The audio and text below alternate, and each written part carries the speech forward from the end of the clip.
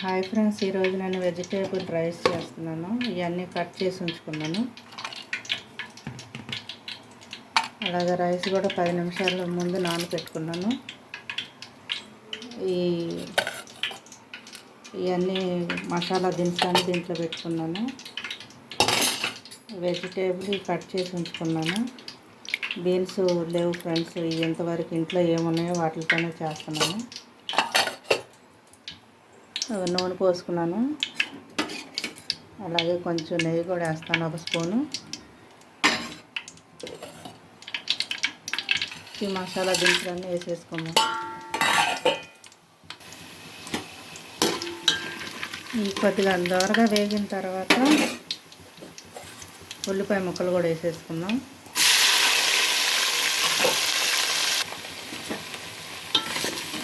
ఒకసారి కలుపుకుందాం. కొంచెం బ్రౌన్ కలర్ వచ్చిందా కలుపుతాం. ఈలోపు గోంగూర, టమాటా, పచ్చిమిర్చి ఇవన్నీ కలిపి గోంగూర చట్నీకి చేస్తున్నాను. ఇది ఉడికిపోయింది. కొంచెం వేగినాయి ఫ్రెండ్స్. ఇలాగ ఉంటే చాలు. మళ్ళీ అవి కూడా వెజిటేబుల్ కూడా వేగాలి కదా. ఇప్పుడు అల్లం వెల్లుల్లి పేస్ట్ వేసేసుకున్నాం. నేను కేజీ రైస్ వండుతున్నాను ఫ్రెండ్స్. ఒక 50 గ్రాములు అయితే సరిపోతుంది. అదే నాన్ వెజ్ బిర్యానీ అంటూ 100 గ్రాములు పడుతుంది. ఇది కూడా ఆపేసాను. ఇది ఇక్కడ బిర్యానీకి, పలావ్కి అన్నిటికీ విజయవాడలో గోంగూర చట్నీ కట్ట అంటే ఫేమస్ ఫ్రెండ్స్.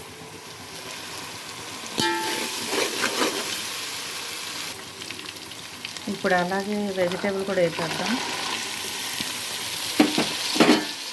1 నిమిషం మగ్గిన తర్వాత, ముక్క మెత్తపడిన తర్వాత టమాటా ముక్కలు వేసుకుందాం. మూత పెట్టి మగ్గిస్తున్నాం.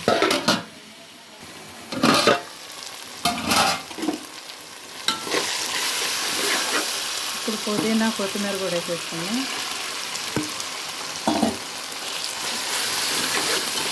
ఇవన్నీ వేగినాక 1 నిమిషం పట్టొచ్చాను. ముందు ఇవన్నీ వీటితోనే లేటు.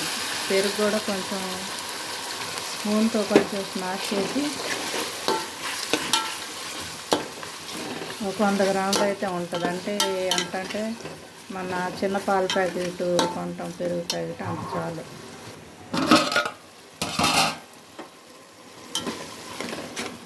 ఇది కొంచెం వేగనియాలి. ఈలోపు పచ్చెనపప్పు కూడా పొయ్యి మీద పెట్టి ఉడకనిస్తాను.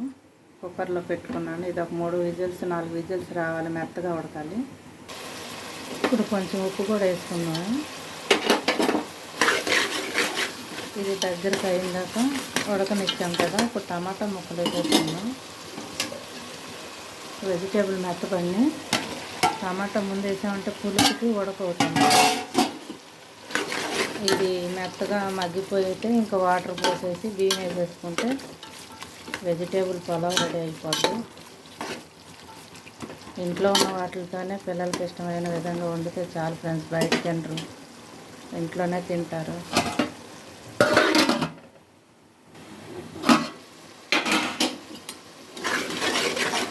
టమాటా కూడా ఉడికిపోయింది. ఇంకా మనం గ్లాసుకి 2 గ్లాసులు నీళ్ళు చొప్పున ఎన్ని కిలోలు వండుకున్నా కానీ గ్లాసుకి 2 గ్లాసులు నీళ్ళు పోసుకోవాలి. తర్వాత దీంట్లో వెజిటేబుల్ చాలా వేస్తారు, కానీ ఇంట్లో ఇవే ఉన్నాయి, ఇవే వేసాను. క్యాలీఫ్లవర్ వేస్తారు, బీన్స్ వేస్తారు. అది ఏ ఇష్టం ఉన్న వాళ్ళు అవి వేస్తారు. నేనైతే లేవు కాబట్టి వేయలేదు. ఇప్పుడు ఉడికింది కాబట్టి వాటర్ పోసేసుకున్నాం. నేను కొలిసి ఉంచుకున్నాను.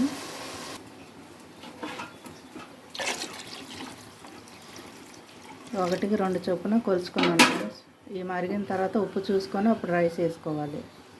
ఇలాగా పప్పు కూడా విజిల్ పోయింది, ఉడికింది. 4 విజిల్స్ వేపించాం. ఇలా మెత్తగా ఉడికితే చాలు. చింతపండు నానబెట్టుకోవాలి. కడిగి అన్నం నీళ్ళు పోసి నానబెట్టుకుంటాను. ఈ అన్నం ఉడికేలోపు దీన్ని కూడా రుబ్బుకొని పొయ్యి మీద వేసుకుంటా. ఇది ఇంకా మరగలేదు ఫ్రెండ్స్. ఇది మరుగు పట్టిందాక కట్టాకి అన్నీ తాలింపు వేసుకున్నాం. ఈలోపు పప్పు కూడా మిక్సీ వేసాను. ఇప్పుడు ఎవరు ఫ్రెండ్స్ రుబ్బుతున్నారు పప్పు గుత్తి పెట్టి? అంతా టైము సేవ్ చేసుకుంటున్నాయి కదా, అంతా ఉరుకులు పరుగులు జీవితమే కదా. చింతపండు నానబెట్టుకున్నాను. పప్పు ఉడకబెట్టిన వాటర్లోనే వేసాను త్వరగా నానిద్దని. ఇవన్నీ కట్ చేసి ఉంచుకున్నాను. ఇప్పుడు కట్టాకి కొంచెం ఆయిల్ వేసాను. దీంట్లోనే కొంచెం కస్తూరి మేతి, చెక్క, షాజీరా బిర్యానీకి వేసినట్టే వేసాను, కాకపోతే కొంచెం వేసాను. ఇలా చేసుకుంటే రెస్టారెంట్ స్టైల్లో వస్తుందన్నమాట. వేగిన తర్వాత అన్నీ వేసేసి ఒక విజిల్ వచ్చిన తర్వాత పప్పు వేసుకోవటమే. ఇది కొంచెం వేగింది ఫ్రెండ్స్. వేగిన తర్వాత ముక్కలు వేసేసుకుందాం. ఇది ఇంకా ఇప్పుడే వస్తుంది ఫ్రెండ్స్, ఒక 5 నిమిషాలు పడుతుంది. ఈలోపు కట్టాకి వేసేసుకుందాం. ముందుగా ఉల్లిపాయలు వేసుకున్నాను. తర్వాత ఇక్కడ వేగిన తర్వాత అల్లం వెల్లుల్లి పేస్ట్ వేసాక అప్పుడు అన్ని ముక్కలు వేసేస్తాను. అల్లం వెల్లుల్లి ముద్ద కూడా వేసాను.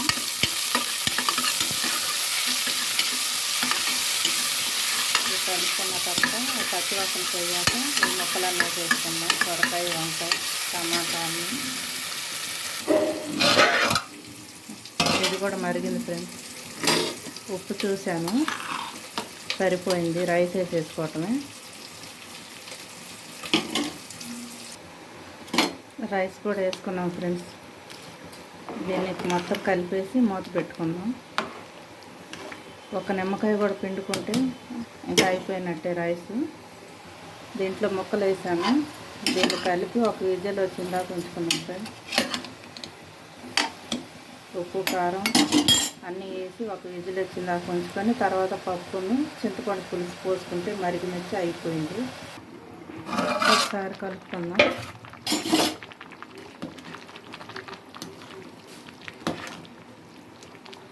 డెబ్బై శాతం ఉడికింది, ఇంకా ఉడకాలి 30%. ఈలోగా గోంగూర కూడా ఆరిపోయింది, మిక్సీ వేసుకుంటాను. ఇది రుబ్బుకుంటే బాగుంటుంది కానీ ఇంకా టైం లేదు, క్యారేజీలు కట్టాలి.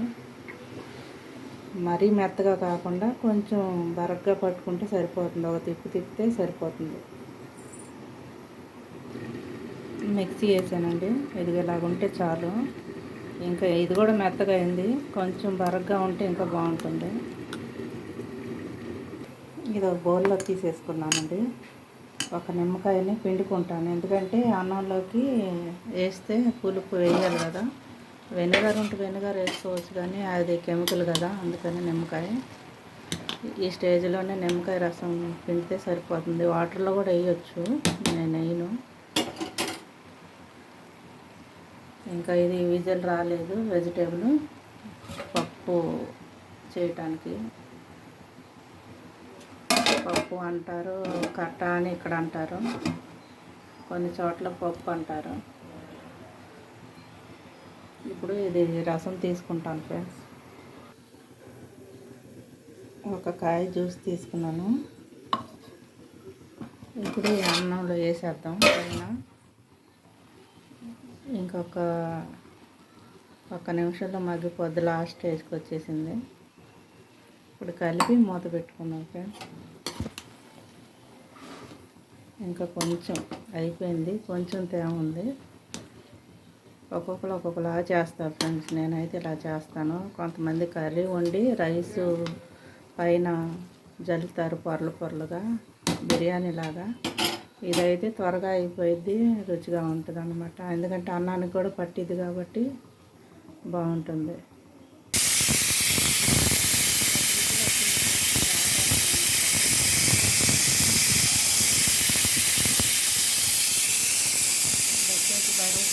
అమ్మకి ఇది కూడా అయిపోయింది. ఇది మగ్గేలోగా టిఫిన్కి రాత్రి నానబెట్టాను దోశలు పోయటానికి. దోశలైనా లేదంటే మన పూర్ణాలకి అన్నిటికీ బాగుంటుంది, పునుగులకి. వెయిట్ తీసేసాను. దీని విజిల్ కావాలనే నేను తీసేస్తున్నాను, ఎందుకంటే ఇలా తీయకూడదంట, టైం అవుతుందని. ఇంకా అది పోయిందాకంటే లేట్ అవుతుందని నేను అలా చేశాను. ఇంట్లో వాళ్ళు చూస్తే తిడతారు కూడా, అలా చేయొద్దు, విజిల్ పోయిన తర్వాతే క్యాప్ తీయాలి అని. నేనేమో హడావుడు కదా, ఎన్ని పనులున్నా 9ంటికల్లా అయిపోవాలి క్యారేజీలు. అలా అనుకుంటే అమ్మ వాళ్ళు అన్ని పనులు చేసి ఇంకా మనకైనా గ్యాసులు, కుక్కర్లు, మిక్సీలు, గ్రైండర్లు అన్నీ వచ్చినాయి. పాపం వాళ్ళైతే పుల్లల మీదే వండి తెల్లారుజామున లెగిసి అన్నీ చేసి పెట్టేవాళ్ళు. వాళ్ళు ఓపిక చెప్పుకోవచ్చు. పిల్లలు వెళ్ళిన దాకే కదా. ఇది పట్టానండి, ఇది అయిపోయింది. వాటికి పునుగులకి అన్నిటికీ బాగుంటుంది.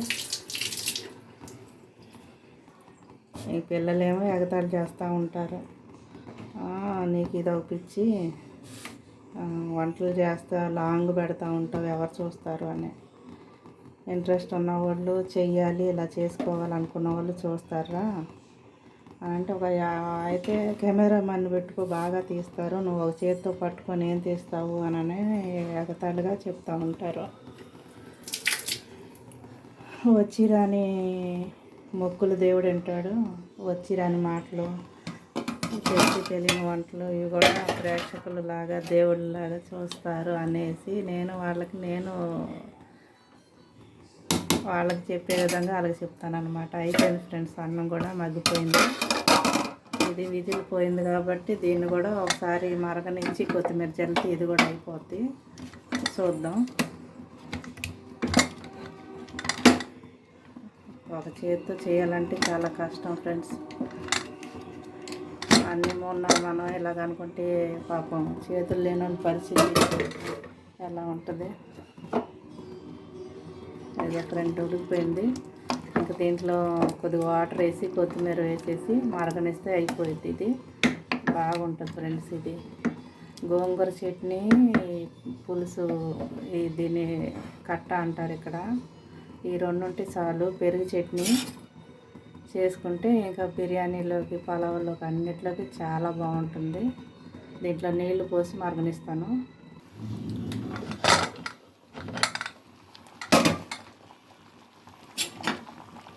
కట్ట అయిపోయింది ఫ్రెండ్స్, మరిగిపోయింది. ఈ కొత్తిమీర ఇలా వేసాను ఎందుకంటే ఇది దీంట్లో ఉన్న జ్యూస్ అంతా కట్టాకు వచ్చేసిన తర్వాత ఇది తీసేస్తాను ఫ్రెండ్స్. ఫ్లేవర్ వచ్చింది కదా, ఇంకా పిల్లలు అలాగే ఏరేస్తారు, అందుకే అందులో తీసేస్తాను. కట్ట అయిపోయింది, పెరుగు చట్నీ కూడా అయిపోయింది. ఇది వచ్చేసి మన అట్టుపిండి పట్టాను కదా, దాంట్లో చట్నీ చేస్తున్నాను. ఇదే ఫ్రెండ్స్ ఈరోజు నేను చేసేది మా ఇంట్లో వంటలు స్పెషల్. ఇదే ఈరోజు మండే స్పెషల్ అనమాట. పిల్లలకి చికెన్ మీద లేకుండా చేయాలంటే ఏదో వాళ్ళకి నచ్చిన విధంగా వండి పెడితే, ఎందుకంటే చికెన్ తినకూడదు అంటున్నారు కదా ఫ్రెండ్స్, అందుకనే ఇలాగా చేస్తున్నాను వాళ్ళకి దాని మీద లేకుండా. మరీ నీళ్ళలా కాకుండా ఇలాగ ఉంటే చాలు ఫ్రెండ్స్. ఒక ప్యాకెట్ పెరుగు పడుతుంది. ఇంకా వంటలు అయిపోయినాయి ఫ్రెండ్స్. ఇదే ఈరోజు. మీరేం చేసుకున్నారో నాకు కామెంట్లో పెట్టండి.